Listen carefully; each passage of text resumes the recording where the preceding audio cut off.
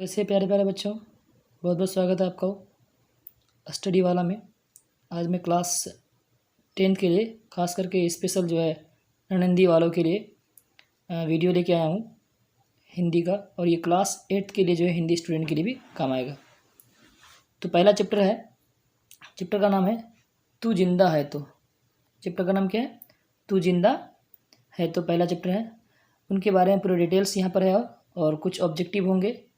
ये तो पहला चैप्टर है जो कविता है, इसमें कुछ क्वेश्चन आंसर है नहीं, फिर भी मैं कोशिश कर रहा हूँ कि 2-4 ऑब्जेक्टिव देने का, ताकि एग्ज़ाम में आए तो आप लोग इसको सही से हल कर सकें। तो इसके जो रचनाकार हैं दोस्तों, रचनाकार कौन है इसके? शंकर शैलेंद्र है इसके रचनाकार हैं, लिखने वाले जो कवि हैं।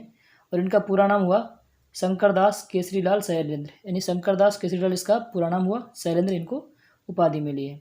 इनका जो जन्म है वो 30 अगस्त 1923 को रावलपिंडी, यानी जो भी वर्तमान पाकिस्तान में है। और इनकी ये साहित्यिक विधा जो है तू जिंदा है तो ये इस किताब में कविता के रूप में दिया गया, और ये कविता ही है। तो शंकर शैलेंद्र जो है प्रस्तुत कविता जो है गहरे जीवन राग और उत्साह को प्रकट करती है। इस जीवन राग में अतीत के दुखदायी पलों को भूलकर आशा और जीत की नई दुनिया का स्वागत करने की प्रेरणा दिया गया इस कविता में। तो आगे बढ़ते हैं। अब सुप्रसिद्ध कवि के साथ साथ क्या थे? शैलेंद्र जी हिंदी सिनेमा के जाने माने गीतकार भी थे, और इन्हें जो है 3 बार, कितना बार? 3 बार सर्वश्रेष्ठ गीतकार का फिल्म फेयर पुरस्कार मिला था शैलेंद्र जी को।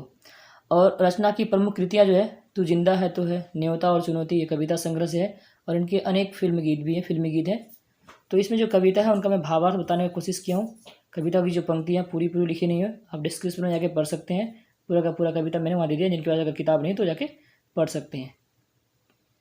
चलिए, पहला है आपका तू जिंदा है तो जिंदगी की जीत में यकीन कर, कहीं है स्वर्ग तो उतार ला जमीन पर। तो इसका क्या है कि बोलता है, अर्थ है इसका, हे मनुष्य यदि तू जिंदा है तो जिंदगी में जीत होगी, ये विश्वास रखो। यदि कहीं है स्वर्ग तो तुम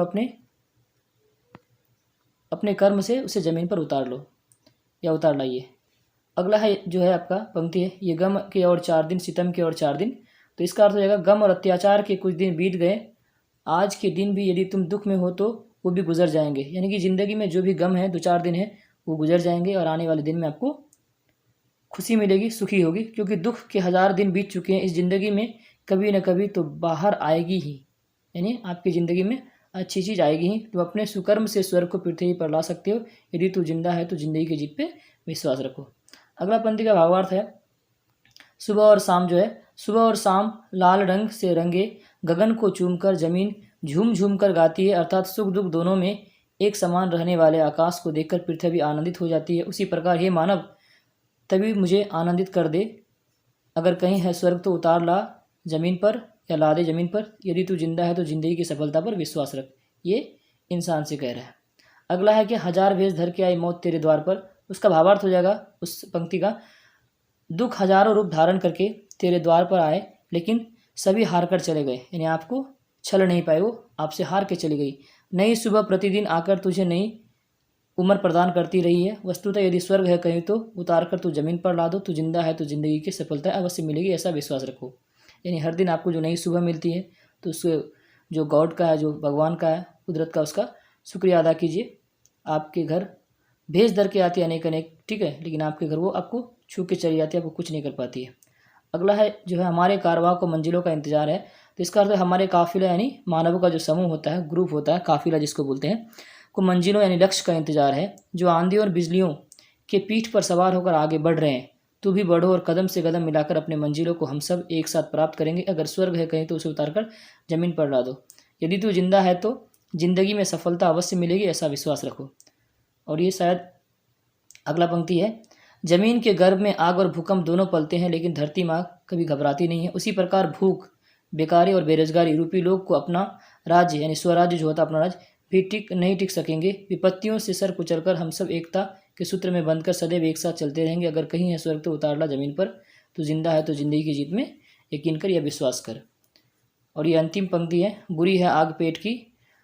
इसका अर्थ है भूख और अपराध दोनों बुरे हैं, यदि ये दोनों समाप्त नहीं हुए तो एक दिन इनकलाब यानी विरोध की आवाज़ बनेंगे, और जिससे जुल्म के महल ढह जाएंगे, नए घर बनेंगे, अर्थात शांति का माहौल बनेगा, जिंदगी में शांति का माहौल बनेगा। अगर स्वर्ग कहीं है तो अपने परिश्रम से, अपने मेहनत से और सत्कर्म से, अच्छे कर्म से स्वर्ग को पृथ्वी पर ला सकते हैं। हे मानव, यदि तू जिंदा है तो जिंदगी में सफलता मिलेगी, इस बात पर विश्वास रख। ये कभी बार कहते हैं। अब इन चैप्टर का क्या करेंगे, हम लोग कुछ ऑब्जेक्टिव को हल करेंगे। ऐसे तो इसमें सवाल जवाब है नहीं, फिर भी हम लोग 2-4 वस्तुनिष्ठ प्रश्न बना लेंगे। पहला क्वेश्चन है, तू जिंदा है तो कविता में किसके सर कुचल कर हम साथ चलेंगे। तो किसके सर, तो मुसीबत के सर कुचल के हम लोग साथ चलेंगे। अगला है चमन का अर्थ। चमन का अर्थ क्या होता है, तो इसमें ऑप्शन है आकाश, नदी, मरुस्थल, फुलबाड़ी। तो चमन का अर्थ होता है फुलबाड़ी। अगले क्वेश्चन की ओर चलते हैं हम लोग। क्वेश्चन नंबर 3, तू जिंदा है तो डैश द्वारा रचित पाठ है। ये किसके द्वारा रचित पाठ है, इसका आंसर नीचे वाला होगा। कबीरदास, शंकर शैलेंद्र, अरुणकमल, रामवृक्ष, बेनीपुर। तो इसका सही आंसर हो जाएगा क्या, Shankar Shailendra. Option number B सही होगा। अगला क्वेश्चन है, कवि शंकर शैलेंद्र जमीन पर क्या उतार लाने को कहते हैं।